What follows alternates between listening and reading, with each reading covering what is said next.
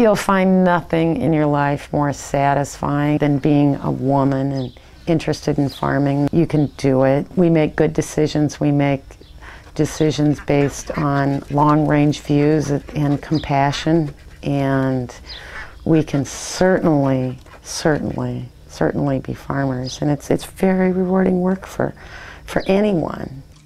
I've chosen small-scale agriculture because it's something I can do myself. I don't have any questions of my ability. I can make the decisions, I can be in control, I can manage the system myself independently. I mean, there's physical realities involved, but you know, you have to be smarter than the object you're moving. You can't lead a sheep, but you can usually get them to back up for you.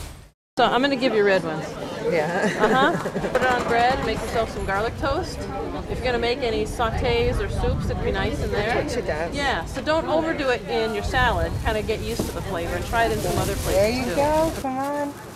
I would just try to explain to the younger people there's just a whole much bigger scene that does not hit into the mainstream media very much at all. The real story is local people, local farmers trying to make that direct connection with the customers, the consumers. That's the real story, I think, in agriculture. I can hear the people stirring through the valleys and the hills.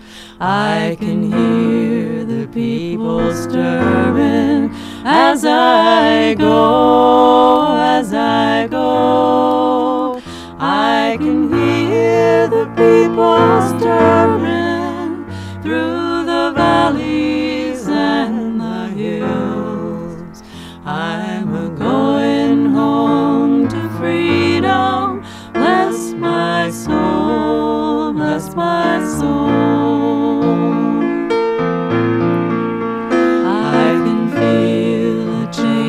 Coming through the valleys and the hills.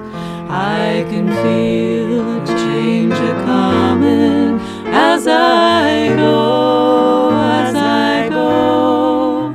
I can feel a change a-coming through the valleys and the hills.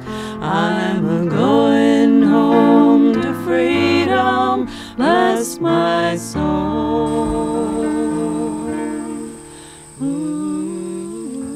I come from the country. I come from rural Missouri, and I found that this is where I wanted to be, working outside and in the dirt and for myself. I chose flowers because it's something I could do on my own.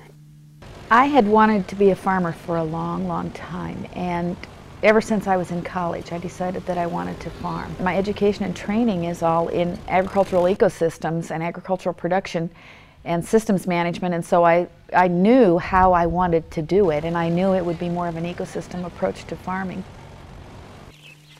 When I was at the age of 12, I knew that I wanted to be a farmer, and it wouldn't have mattered if I was doing it alone or with someone. We're losing our land rapidly. When the original landowner in the family dies, the next generation is not going to keep the land. And the other part is we send our children away to college for better educations, for better jobs, and agriculture is not in that category. Rick and I purchased this farm in the fall of 2002. Rick was 23 and I was 22, and we managed to buy it without a cosigner. Our farm has always provided enough income for our family. It did when I was growing up, and it has then through our married life. And so I don't know that we've ever looked at it as small-scale agriculture. It's just one method of farming. Well, I think we're all affected by the changes in agriculture. As a farmer, it affects the way I think about how we can compete in the agricultural arena. But I just think if we could restore family farming to that point where growers and farmers recognize themselves as intelligent marketers. And by intelligent, I mean so that they really are calling the shots about what price they're going to produce their product for. When I started farming, it was very entrepreneurial, and I've basically managed from the beginning of my vegetable gardening, managed it as a business. I think my husband, on the other hand, started out as a fairly conventional farmer, and it's extremely different than what we do now. And sometimes it seems very romantic just to be able to drive your crops into town and take them to the elevator. When we started this, I would say it was driven by a philosophical passion, not an entrepreneurial business plan. I think part of it is when you start, you can't quite believe that the idea you have has the potential that really is there. Well, I think it's alternative that we grow vegetables. Out here we pick a tomato and they want that for their salad or their sandwich. They want that tomato and they pay a fair price, the same as we would pay in a grocery store. So I believe the crops we grow, there's a good possibility of being sustainable and profitable. Our work is all about fostering the rural-urban connection. It's all about community. It's been astounding how the urban people that have become involved with us have just taken to this whole idea and the commitments that they've made. The small producer has that vision. They want control over their food, they want control over their market, control in a good way. They want to be able to make choices about how they will feed, nurture their family and their community. If we say the common good is to reach out with agriculture to the world in a way that meets those goals of feeding and nurturing, then you have to have a different language about that. It can't be just boiled down to profits. It's got to be boiled down to people. Urban people really like to know where their food is coming from. We feel it's extremely important that people come to the farm and see what our farm is like. It's so sad that so many of our children have no idea where their food comes from. They have no idea where their milk comes from. They think it comes from a bottle, and we would like to provide an opportunity for these people to know that they come from cows, and those cows are out there in grass. That God would want us to nurture people and nurture the earth. Sustainable farming systems that pay attention to nature are right in tune with what our faith would be. And also providing healthy food. We feel that we're doing things that contribute to people's well-being rather than would be detrimental. I pray for my garden and I thank God for all His blessing. And I thank Him for giving me the wisdom. I never plant the second year in the same place. I always turn it around and change it around and put different things in different spots. It does better, because if you plant in the same space all the time, the insects have a tendency to be waiting on a good morsel. So I disappoint them. And I tried to put plants that repels certain insects together.